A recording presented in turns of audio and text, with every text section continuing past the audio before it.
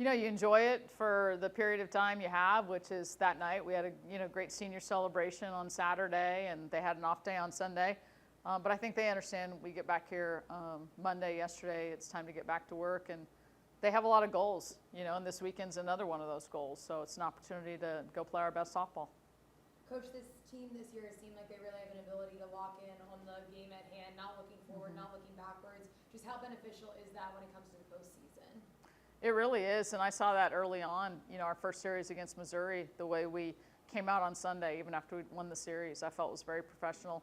We took that into South Carolina the next weekend. I think, there are times in the SEC season where maybe you're not on your A game in that respect. I think we saw that at Mississippi State.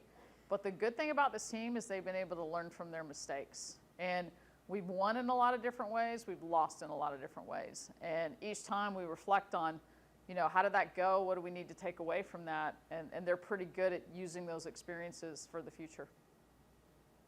Mentally, how tough is it, Karen? They did it last year.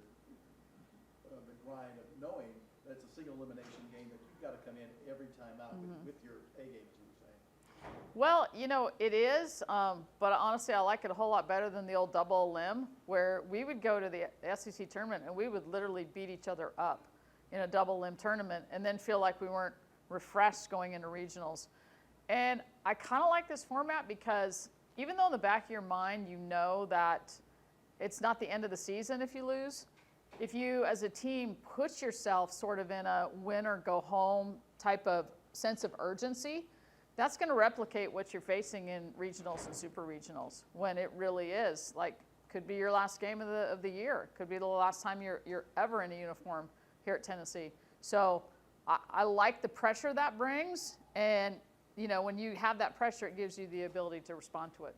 And that first game on Thursday could be against either Alabama or LSU. Can you give us a scout on both teams, depending on who you might face? Yeah, so we played them, pretty recently. Alabama week 7, LSU week 6. So it's in our memories. There's not a whole lot of having to kind of dig through the files. But I think the key for us, anytime we've gone into a day 3 with a team and thought, okay, we know them now, we haven't played very well. So one of the keys is going to be, even though we have played them, that we anticipate there's going to be something new and something that feels different. Alabama is more of a right-handed hitting lineup. LSU is, probably more left-hand dominant than anybody we face, if not anybody in the country. LSU, I think, has outstanding pitching. Berzon is one of the best pitchers in our conference. Kelly Lynch, she beat us up here. So they've got 2 that they can go to. Alabama pretty much rides Beaver, but at the same time, Brisky was the one who, did a number on us too. I mean, we ended up winning, but we only scored 2 runs. So it's the SEC. I mean, there's a lot of conversation about, can you believe LSU and Alabama are in an 8-9 matchup at 10 in the morning tomorrow, because they're 2 of the historically really good teams in our conference. Getting a double bye is obviously more of a luxury than anything, but what's the challenge coming into the tournament on day 3 when you're going to face a team that has that momentum within the tournament? Well, it's interesting for us because the double bye is so important because we're starting finals this week. So today's the last day of classes, tomorrow's the study day, and then we'll be down there playing Thursday, first day of exams. So I like that we have, that extra time this week, because I know it's a pretty intense and stressful time for our young ladies, just thinking about everything they have with school. I'm glad that we're going to have that little extra rest. We need to be ready to go, because once the team has momentum and can kind of, keep rolling with that day after day, if you're the team that's showing up for the first game, you better be ready.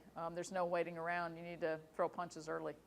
Taylor is also obviously coming off a great weekend, 3 home runs in 3 days. Just how much pressure does that take off someone who's in their first full season of game action? How much of a relief is that for her to just kind of show what she's got and be able to kind of put it all out there? Well, Taylor, when she came here, I mean, we projected her pretty high, and she was in the lineup day 1 last year and suffered that unfortunate injury. I think what's cool about the way her season has evolved is she's played her best softball against SEC. So if I'm her, I'm sitting there going, hey, I should have all the confidence in the world. I've proven that I can hit well against some of the best pitching in America. And she's going to see, more of the same as we go through postseason play. So great time for us, for her to kind of hit that stride, and great time for her too. Speaking of that red shirt, just what are some of the benefits that you think it gave her having a red shirt due to that injury last year? I think the ability to kind of sit back your freshman year unexpectedly, but then just observe and just sort of see how your teammates might respond to different situations, what's good about it, what's maybe not good about it. She's a student of the game. I think she learned a lot. It's such a jump from high school to college. And as much as she hated it at the time, it might be a blessing in disguise. And the good thing for us, too, is the injury happened early enough that we got the year back. So she is just a freshman right now. Aaron, what's the key to keeping pitchers fresh, down the postseason stretch of hopefully the next month or two? Well, the key for us has been that neither one of them have needed the other to step in for any great length of time. So we've been healthy first. We haven't had any sicknesses or injuries or anything like that. And then we really haven't even had a situation where one just kind of lost it for a period of time and the other had to take the bulk of the innings for a weekend. And I attribute that to not only are they talented, but they're both so highly competitive. And they want the ball. And they love having the ball in the toughest moments. And, it's probably not that common to have two people that just compete mentally at the level those two do. And then we've kind of mapped out, how their innings would project if things went along like we thought they would. And it's really not a significant amount of innings when you compare it to a lot of other pitchers across the country or even pitchers we've had here before. So I think they're both in a good place physically, mentally. I just talked to Carlin. She says, I feel as good as I've felt all year right now. And that's really what we wanted as we headed into postseason play. The program was the first time that you guys have gone back-to-back for the regular season SEC title, getting that win over Kentucky, clinching the SEC title. Just a few more chances to make first this year. Does it ever get old making history and adding another notch to those history books? When you're making good history, no, that never gets old. So we'll take that. And, we're going to get down there to play to win, no question. I think this team ultimately wants to be in a position to win the big one at the end. And, we're not going to look ahead to anything, but we understand that everything we do every single day, we're putting money in the bank to help us get in that position. So I think that's our mindset this week is these are steps to get where we want to go. If we, have a game we lose down here, that doesn't mean that we can't ultimately achieve a bigger goal at the end of the season. Riley West seemed to have had a big weekend. Maybe didn't pop up too much on the box score, but the catches she's making in the outfield, her production at the plate, what impressed you most maybe these last two series with Riley West? Really just her ability to learn. And in our film session yesterday, she's one of the first ones to bring up, hey, I think I could have read that better or I could have done this better. We had a ball fall in down at Mississippi State, and right away she learned, why did I not read that ball well?